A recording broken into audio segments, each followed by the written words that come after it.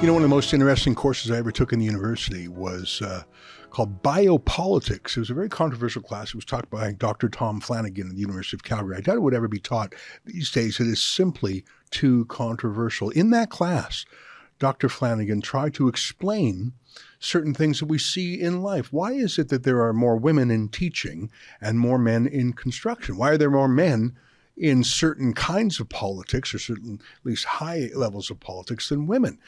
Is there a biological reason for any of that? And he dared to say, yes, there is. And I'll sum up the course very briefly. You know, a bell curve, right? The average person is in the middle, but one or two standard deviations out, you have the extremes.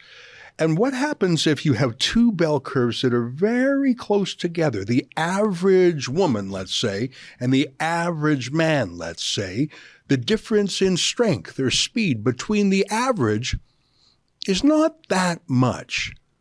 In fact, there'd be a fair number of women who are stronger than a fair number of men. But if you go out 1, 2, 3 standard deviations to the absolute strongest person, when you see those two bell curves overlapping, the small difference in the mean has enormous differences at the extreme. By that I mean an ordinary man might not be much stronger than an ordinary woman, but if you're talking about the absolute strongest men in the world, well, there would be an enormous number of them you would have to go through before you got to the first strongest women. That's just biopolitics for you. You might not like it, but it's reality. And so in certain sports, when we're talking about elite athletes, not a recreational league, a beer league, but the best of the best. If you have the best of the best women, that's a great contest. But then if you let men in the name of transgenderism, simply put, there will be no more women's sport, at least in those things where men in the median are a little bit stronger, because at the edges, it will only be men. That was the course I took 30 years ago in university, and here it is manifested in the pages of the Canadian Powerlifting Union Trans Inclusion Policy. And that's the thing. If we were talking about chess or checkers, there would be no difference between the physicality of men and women. It's an intellectual game. But if you're talking about powerlifting, well, that is exactly the kind of thing where a man would have an advantage over a woman. Let me read a few excerpts from this new policy. Individuals should be able to participate in the gender with which they identify and not be subject to requirements for disclosure of personal information. Individuals should not be required to disclose their trans identity or history. So you just have to express that you're a woman. You don't have to prove it. You certainly don't have to be on a surgery or a med. You must, Section 4D says, refer to individuals by their preferred name and pronoun. Even if there's a 6'4" bloke there, you got to call him ma'am. And here's, I think, the most Orwellian part, Section 3. The purpose of this policy is that all individuals deserve respectful and inclusive environments for participation and facilities in which they feel comfortable and safe. Really? Is it inclusive when men can dominate women's sports and change in their change room? It's inclusive to everyone except women. I'm angry about this. And one of the reasons is I happen to know someone who is being targeted by these rules. Her name is April Hutchinson. She is a real woman and a power lifter, but she has no chance, despite her training and her strength, to beat the fellas who come in and say, oh, I'm a girl now. April joins us via Skype from London, Ontario. April, welcome back to the show. Have I properly summed up the new trans inclusion policy that now governs your Canadian Powerlifting Union? Yes, sadly, that is the transgender policy.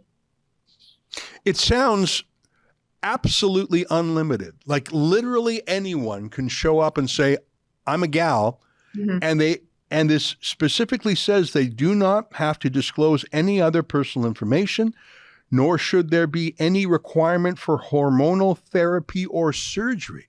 So it really is that South Park episode where Randy the Macho Man Savage, that wrestler with a beard, comes in and talks like that, and you just say you're a girl and you can compete. That's not even sport anymore. No, that's exactly what happened, I think, about 2 months ago. I'm not sure if you saw that, Ezra. Avi Silverberg, he's the ex-Team Canada coach, terrific powerlifter. He actually was trying to make a mockery, and just to show how weak the policy is, he actually just rolled into the province of Alberta and identified as a female, no questions asked, just walked in, and he crushed the bench record, taking it away from a trans identifying athlete. Like, how crazy does that get? Well, I did see that, and there was a playful sense of humor there, driving home a more serious point. He acknowledged, I think, that he was doing it to prove a point. But in terms of him winning and pushing down real women who were competing, the result would be the same. So if he had been deadly serious, April, he would have been allowed to do that. And as you say, he beat another trans athlete. I mean, Silverberg isn't trans. He's just a guy. What did they do? Did they throw out his win? Did they say, well, I guess he's a gal now? Like, what did they do with his, I'm not going to call it a practical joke, his demonstration to prove a point? What did they do with that? Did they throw it out?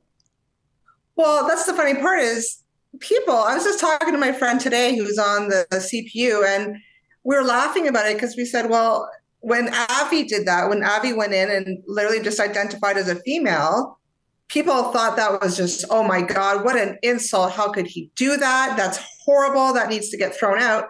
And we're like, he's not doing anything different than what the other biological male did. So I don't see, it's very, as you can see, just the way I've been targeted, it's very just one-sided, right? You can't express anything. You're either called a bigot or transphobic, and what he did was appalling. It's crazy. The part that I hate the most about these rules is the lie that the CPU, that's the Canadian Powerlifting Union, believes that all individuals deserve respectful and inclusive environments. It's not inclusive for women if women have to compete against men. That was my whole point about the two bell curves, and I'm not sure if I got too statistics oriented there. But the fact is, Avi Silverberg, who sounds like he's got a great sense of humor, I'm guessing he is not the strongest power lifter in the men's category. He might not even be in the top 100. But that's my point, is because small differences in the average, at the absolute top ends of performance, Silverberg is going to be better than even the best woman, just because that's how it is. And the fact that the Canadian Powerlifting Union claims that they respect inclusive spaces for women, that's a damnable lie. They are driving women out, whether it's Avi Silverberg in a prank or some trans athlete who's, quote, serious about it. They are ending women's sport. Yeah, literally. They are erasing, they are helping erase women's sports. I was just, talking about that today. Like, there's so many women, like there's women on the ethics board and on the CPU board that are making these decisions and making these policies. Like I shared earlier today, there's photos of them on social media stating that they support trans lifters. And I just don't understand how they don't see how they are actually taking away not only our safe spaces, but they are helping take away like our records, our podium spots. Like those records that the trans identifying athlete have in Alberta, they'll never be broken by a woman. Another man will have to break those because I do think he's going for the national deadlift record at provincials, I think next month. They will never be broken by a woman. So I don't know if someday, we conquer and they actually do stick up for women and they actually do change the policy. I do hope those records are stripped from that individual, but we'll see. We just have to keep fighting and bringing attention to it. Yeah. That was an excerpt from the Ezra Levant Show. I'm Ezra Levant. Every weekday, I do a monologue about the topic of the day. Then I interview a fascinating guest either in studio or via Skype. And then I read your mail, whether it's fan mail or hate mail, which is sometimes even more interesting. This is on our premium service, though, called Rebel News Plus. Go to rebelnewsplus.com. It's $8 a month or less if you buy a whole year in advance. You get my show every weeknight, plus Sheila Gunn Reid's show every week. It's called The Gun Show. It's pretty amazing. You know, we rely on you because we do not take a dime from the government. In Canada, that makes us almost unique. So please help us out and help yourself to some great journalism at rebelnewsplus.com.